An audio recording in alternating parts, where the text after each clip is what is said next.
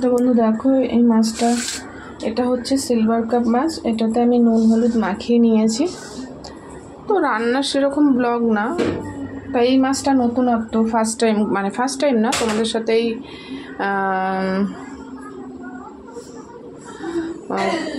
করছি। তো দেখাবো, পাতলা ঝোল হবে, একটা একটু রিচ হবে, একটা পাতলা ঝোল হবে। তো কড়াতে তেল দিয়েছি, দেখো। তো মাছটা ভেজে নেব।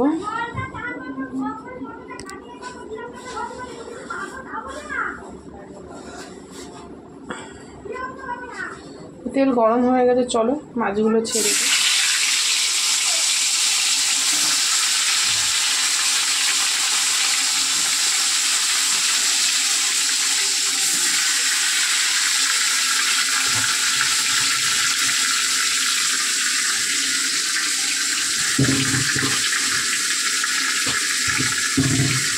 তো এইভাবে মাছগুলো আমি ভেজে নেব। চলো মাছগুলো ভাজা হোক।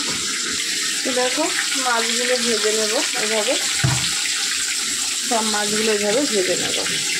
চলো মাছ ভাজা দিয়ে শুরু করলাম। এর আগেও শুরু করেছি, তো যেহেতু বাড়িতে লোক আছে, তো কী হবে না হবে সবই তোমাদের সাথে শেয়ার হচ্ছে।